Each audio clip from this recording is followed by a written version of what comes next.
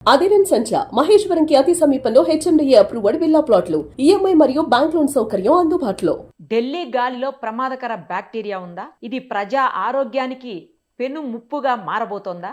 అవుననే చెబుతోంది జవహర్లాల్ నెహ్రూ యూనివర్సిటీ చేసినటువంటి స్టడీ. 8 రకాలైనటువంటి స్టెఫిలోకాకస్ ఒక బగ్ అనమాట అది. అలాంటి బగ్స్ని పిఎం అంటాం, అంటే పర్టిక్యులర్ మ్యాటర్ అనమాట. గాలిలో ఉండేటువంటి రేణువులు, పరమాణువులవి, అవన్నీ కూడా ఇలాంటి బ్యాక్టీరియాని మనుషుల శరీరాల్లోకి తీసుకెళ్తున్నాయా? వీటితో పాటు ఏవైతే యాంటీబయాటిక్ రెసిస్టెంట్ చేసేటువంటి బ్యాక్టీరియా ఉంటుందో అది కూడా మానవ శరీరంలోకి వెళ్తోందని ఈ స్టడీ చెబుతోంది. ఇలా అయితే రానున్న రోజుల్లో మనుషులకు రకరకాలైనటువంటి డిసీజెస్ వచ్చే అవకాశం ఉంటుందంట. దీని మీద మరింత సమాచారం మనకు అందించేందుకు రవీంద్ర హాస్పిటల్స్ నుంచి ప్రముఖ పల్మనాలజిస్ట్ డాక్టర్ రవీంద్ర గారు ఉన్నారు. ఆయనతో మాట్లాడదాం. డాక్టర్ గారు నమస్తే అండి. నమస్తే.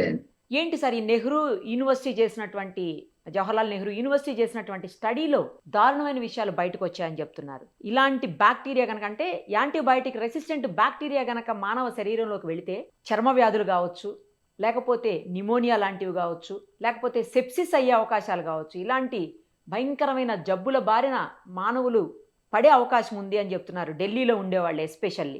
ఏంటి సార్ అసలు ఇది, దీన్ని ఎలా, ఎందుకు అలా అవుతుందంటే అంత దారుణమైన గాలి ఉందా అక్కడ? ఆ గాలిలో ఉండేటువంటి బ్యాక్టీరియా మానవ శరీరంలోకి వెడితే ఏంటి పరిస్థితి? ఈ స్టడీ చేసినవి 2 యూనివర్సిటీలు అండి. ఒకటి Bose university, 2 Jawaharlal Nehru university. Okay. మనము ప్రతి సంవత్సరం చూస్తుంటాము, ఈ వింటర్ సీజన్ వచ్చేసరికి ఢిల్లీలో దూరం కనబడట్లేదు, ఫాగ్ అంటే పొగ మంచు కమ్ముకుపోయింది దట్టంగా అని వింటుంటాం. అసలు యాక్చువల్ గా ఈ మంచు, పొగ మంచు ఇవి ఎట్లా ఫామ్ అవుతాయంటే, మనకి పొల్యూషన్ అనేది గాల్లో వెళ్తా ఉంటుంది. ఈ పొల్యూషన్ అనేది ఈ రకరకాల కెమికల్స్ అనేవి, ఈ sulphur dioxide, nitrogen free radicals, ozone, ఇలాంటివి ఏవైతే బర్నింగ్ వల్ల కానీ, వెహికల్ రన్నింగ్ వల్ల కానీ వచ్చే ఇవి సన్ రేస్ తో కలిసి హార్మ్ఫుల్ కెమికల్స్ గా ఫామ్ అయ్యి స్మాగ్ అని ఫామ్ చేస్తాయి. అలానే టెంపరేచర్ డౌన్ అవటం వలన ఈ స్మాగ్ మాయిశ్చర్ పెరిగిపోతుంది. మాయిశ్చర్ అంటే తేమ, గాలిలో తేమ పెరుగుతుంది. ఈ గాలిలో తేమ పెరగటం వలన మొత్తం దట్టమైన పొగ మంది వచ్చేస్తుంది, మనకి చుట్టూ ఇంకేం కనపడదు. అయితే యూజువల్ గా మనకి దుమ్ము లేవడం అనేది కామన్ గా మనం చూస్తాం, బస్సు వెళ్ళినప్పుడు కానీ, లేకపోతే ఏదైనా కన్స్ట్రక్షన్ అప్పుడు కానీ దుమ్ము లేస్తుంది బిల్డింగ్. ఈ దుమ్ము లేచినప్పుడు రకరకాల సైజుల యొక్క పార్టికల్స్ గాల్లో లేస్తాయి. ఎట్లా అంటే దానిని మెజర్మెంట్ ఎట్లా అంటే మైక్రాన్స్ లో కొలుస్తారు. 1 మైక్రాన్, 2 మైక్రాన్, 3 మైక్రాన్, అట్లా 10 మైక్రాన్స్. సో ఎనీథింగ్ 6 మైక్రాన్స్ కన్నా ఎక్కువ ఉన్నవి, 6 మైక్రాన్ సైజ్ ఎక్కువ ఉన్నవి వెంటనే గాల్లోకి భూమి మీద సెటిల్ అయిపోతాయి గురుత్వాకర్షణ శక్తి వల్ల. అయితే మెయిన్ ఇంపార్టెంట్ పార్టికల్స్ ఏవంటే 2.5. అందుకని PM 2.5 పార్టికులేట్ మ్యాటర్ 2.5 మైక్రాన్స్ అనేది ఇంపార్టెంట్. గాల్లో ఎక్కువసేపు ఉంటాయి.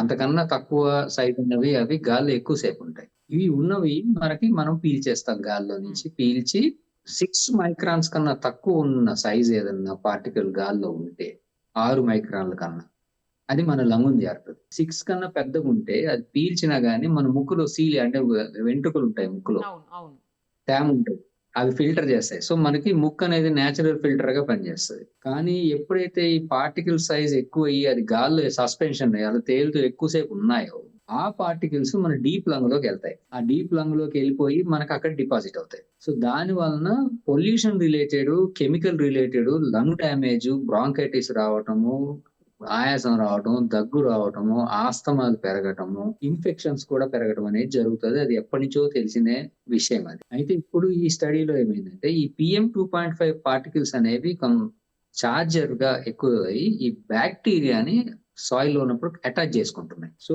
మ్యాగ్నెట్ అటాచ్ అయినట్టుగా, 2 ఎలక్ట్రోస్టాటిక్ అటాచ్ అయినట్టుగా ఈ బ్యాక్టీరియా ఏమవుతుందంటే, ఏదైనా బ్యాక్టీరియా స్పోర్స్ ఫామ్ చేస్తుంది. ఎందుకంటే ఇప్పుడు దానికి ప్రతికూల వాతావరణ పరిస్థితులు ఉంటే అది చచ్చిపోకూడదు కదా, నెక్స్ట్ సీజన్ కల్లా బతికుండాలని అది సుప్తావస్థలోకి వెళ్ళిపోద్ది. ఈ సుప్తావస్థ స్పోర్స్ అనేవి నేలలో ఉంటాయి, చాలా బ్యాక్టీరియా. ఈ నేలలో ఉన్నవి ఈ మాయిశ్చర్ వలన పెరగటం కానీ, యాక్టివేట్ అవడం కానీ, లేదా గాల్లో లేచినప్పుడు ఇవి ఆ స్పోర్స్ వెళ్ళి ఈ PM 2.5 కి అతుక్కుపోతున్నాయి. అతుక్కొని ఆ పార్టికల్ తో పాటుగా డీపర్ టిష్యూస్ లంగులోకి వెళ్ళిపోతున్నాయి, స్కిన్ మీద డిపాజిట్ అవుతున్నాయి, ఊపిరితిత్తుల్లోకి వెళ్ళి అక్కడ పెరగటం స్టార్ట్ అవుతుంది. సో పెరగటం వల్ల ఏంటంటే బ్రాంకైటిస్ రావటం, ఆస్తమాలు పెరగటం, ఇన్ఫెక్షన్స్ రావటం, జ్వరాలు రావటం, లంగ్ డ్యామేజ్ అవటం. ఇది ఇంకా ఎక్కువ ఎఫెక్ట్ ఎవరికి చేస్తుందంటే ఆల్రెడీ ఇమ్యూనిటీ తక్కువ ఉన్న వాళ్ళకి, కొంతమందికి టీబీ లాంటివి వచ్చి లంగ్ కొంత డ్యామేజ్ అవుతుంది. ఆస్తమాలు చాలా రోజుల నుంచి Yeah. సిఓపిడి స్మోకర్స్ ఉంటారు, వాళ్ళకి ఎప్పుడు బ్రాంకైటిస్ దగ్గుతా ఉంటారు, వీళ్ళకి చాలా తొందరగా వచ్చేస్తాయి జబ్బులు. సో ఈ పరిస్థితిని చూసి ఎక్కువ కేసెస్ ఎక్కువ అవుతున్నాయి ఎందుకు అని దాన్ని రీసెర్చ్ చేస్తే కనుక్కున్న విషయం ఇదన్నమాట.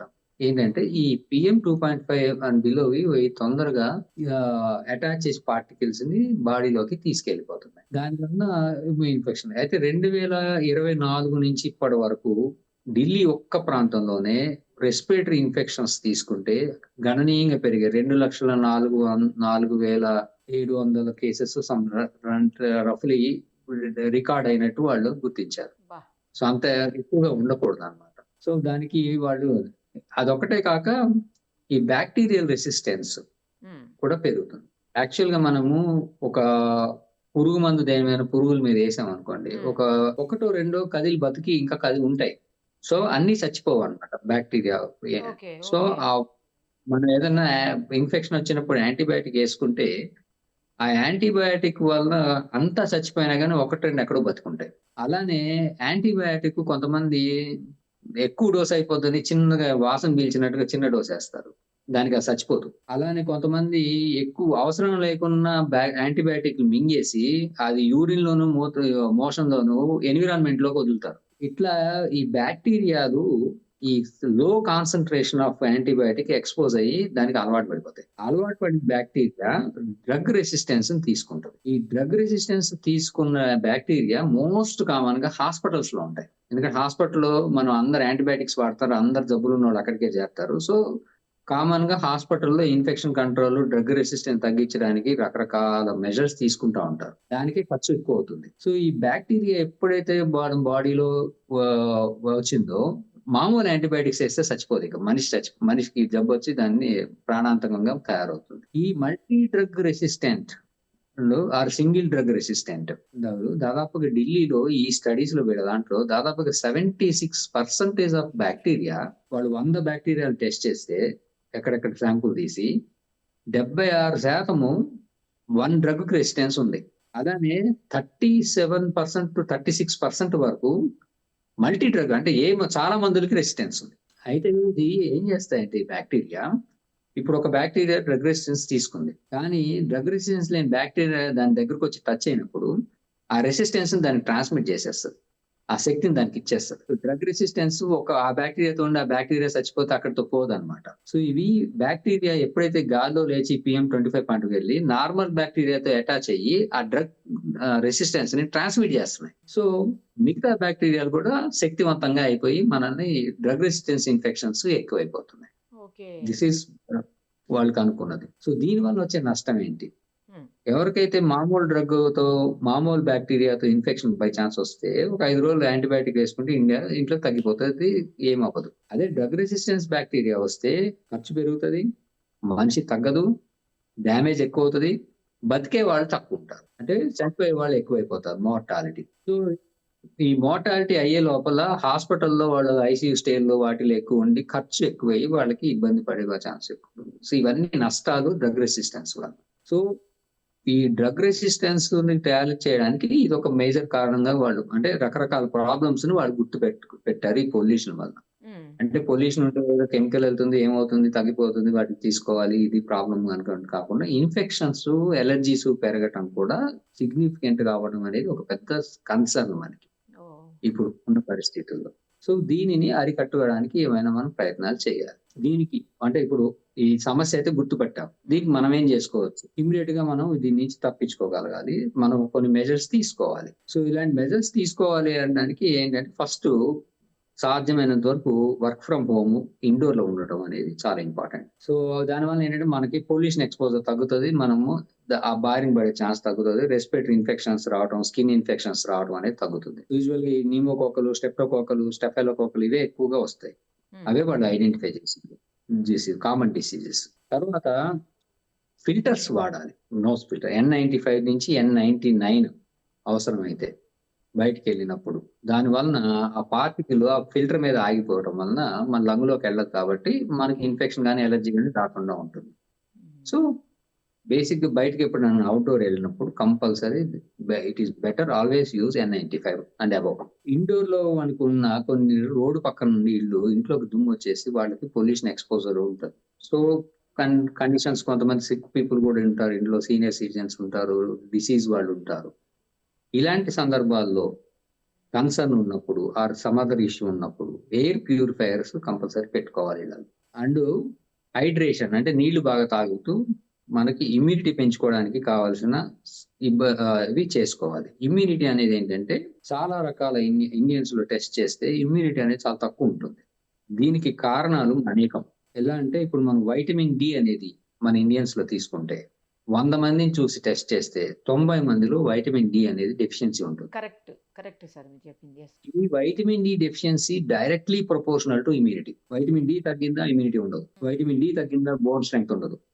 వైటమిన్ డి తగ్గిందా జాయింట్స్ పెయిన్స్ వస్తాయి. వైటమిన్ డి తగ్గిందా న్యూమోనియాలు వస్తాయి. వైటమిన్ డి తగ్గిందా ఆస్తమా అటాక్స్ ఎక్కువ వస్తాయి. వైటమిన్ డి తగ్గిందా డెఫిషియన్సీ ఉందా హార్ట్ ఫెయిల్యూర్స్ ఎక్కువ వస్తాయి. పంపింగ్ కెపాసిటీ పోతుంది. సో ఇన్ని జబ్బులకి అది డైరెక్ట్ రిలేటెడ్ ఉంది. వైటమిన్ డి ఇస్తే సెప్సిస్ రాకుండా కూడా సేవ్ చేసుకోవచ్చు మనం. సో వైటమిన్ డి అనేది ఇండియాలో వైటల్ రోల్ ఉంటుంది. కానీ ఇండియాలో వైటమిన్ డి రాకపోవడానికి కారణం మనం సరైన ఎక్స్పోజర్ లో ఉండట్లేదు. అంటే 11 తర్వాత నుంచి 4 దాకా ఎండలో కనీసం ఒక అరగంటన్న తిరిగే వాళ్ళకి ఇది వైటమిన్ డి వస్తుంది. సాధారణంగా నీరెండలో కూర్చుంటే రాదు. 2 ఈ మధ్య కాలంలో అందరూ ఎండకు నల్లబడిపోతామని చెప్పి సన్ స్క్రీన్స్ రాసేస్తే అల్ట్రావైలెట్ కట్ అయిపోతుంది. దాని వలన రాదు. ఢిల్లీ లాంటి ప్రదేశంలో పొల్యూషన్ ఎక్కువ ఉంటుంది. సో పొల్యూషన్ ఎక్కువ ఉంటే అసలు సన్ రేస్ నేల దాకా రావు. అక్కడ మధ్యలోనే ఆ పార్టికల్స్ మీదే కట్ అయిపోతాయి. సో దానివల్ల మనం బయట తిరిగినా కూడా మనకి వైటమిన్ డి రాదు. అలానే చాలా మంది ఏంటంటే ఫుల్ ఒళ్ళంతా కప్పేసుకొని బట్టలు వేసుకొని వెళ్తారు. సో కొంచెం సిగ్నిఫికెంట్ పార్ట్ కూడా సన్ కి ఎక్స్పోజ్ అవ్వకపోవడం వల్ల వైటమిన్ డి రాదు. సో ఇవన్నీ జాగ్రత్తలు తీసుకొని ఇమ్యూనిటీ పెంచుకోవడానికి వైటమిన్ డి సప్లిమెంటేషన్ లేని వాళ్ళు తీసుకోవడం. వైటమిన్ సి ఒకటి ఇమ్యూనిటీకి ఇంప్రూవ్మెంట్ కి పనికొస్తుంది. అలానే జింక్. మన ఇండియన్ సాయిల్ తీసుకుంటే Indian soil total all over ఇండియాలో జింక్ డెఫిషియన్సీ సాయిల్లో అంటే నేలలో 85% ఉంది. అంటే ఏ సాయిల్ తీసుకున్నా అందులో జింక్ లేదు. ఆ జింకు లేనప్పుడు అందులో పండే పంటలు ఏవైతే ఉన్నాయో వరి గాని గోధుమలు గాని కూరగాయలు గాని అందులోకి జింకు రాదు. మనం ఆ తినే తిండిలో జింకు రానప్పుడు వూండ్ హీలింగ్ కానీ ఇమ్యూనిటీ కానీ ఉండదు. సో ఇలా మనకి రకరకాల ప్రాబ్లమ్స్ ఈ అర్బనైజేషన్ వల్ల కానీ ఓవర్ యూటిలైజేషన్ వల్ల కానీ సైన్స్ వలన కానీ లేకపోతే పొల్యూషన్ వల్ల కానీ వీటన్నిటి వల్ల మనకి నష్టాలు ఎక్కువ వస్తుంది. సో హైడ్రేషన్ తీసుకోవాలి, ఇమ్యూనిటీ పెంచుకోవాలి, ఎయిర్ ప్యూరిఫైర్స్ వాడుకోవటం అవసరమైనది చూసుకోవాలి. బయటకు వెళ్ళినప్పుడు మాత్రం N95 మాస్క్ వేసుకోవాలి. Especially in and around of urban areas. Urban areas అంటే మన ఢిల్లీ, ముంబై, ఎక్కడైతే స్మాగ్ అంటాం. స్మాగ్ అనేది ఎట్లా గుర్తుపట్టాలి? సాధారణంగా వాన పడింది అనుకోండి, చాలా దూరం వరకు బిల్డింగ్స్ అన్ని క్లియర్ గా కనబడతాయి. సో అది అలా ఉండాలి మన వాతావరణం. అదే సమ్మర్ లో కొంచెం చూస్తే అంత మబ్బు ఉండి కొంచెం దూరంలో ఉన్న బిల్డింగ్ కూడా మసగ్గా కనబడుతుంది.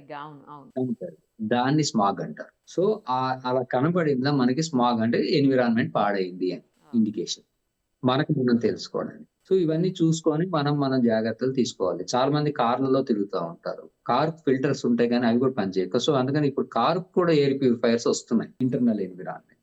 చాలా మంది 2 hours 3 hours ట్రాఫిక్ లో ఇబ్బంది పడి అక్కడ ఇరుక్కొని ఉంటారు. సో ఇలాంటి డిఫరెంట్ వాళ్ళ హెల్త్ కండిషన్స్ బట్టి అఫోర్డబిలిటీని బట్టి చూసుకోవాలి. So most cheapest best things ఏంటంటే మాస్క్ వాడుకోవటం, ఇండోర్ లో ఉండటం, ఇమ్యూనిటీ పెంచుకోవటం, హైడ్రేషన్, నీళ్లు బాతాలి. ఈ 4 చేస్తే మనం వాటి నుంచి తప్పించుకోవచ్చు. మనందరూ ఇంకొక ప్రయత్నం చేయాలి ఏంటంటే మన కంట్రీలో పొల్యూషన్ తగ్గి ఎయిర్ క్వాలిటీ పెంచడానికి మనం ఏమైనా చేయాలో అయితే చేయాలి. కరెక్ట్ చెప్పారు. Perfect. Thank you sir. Thank you so much. నమస్తే. సుమన్ టీవీలో మీ పర్సనల్ అండ్ బిజినెస్ ప్రమోషన్స్ కోసం కింది నెంబర్కి కాంటాక్ట్ చేయండి.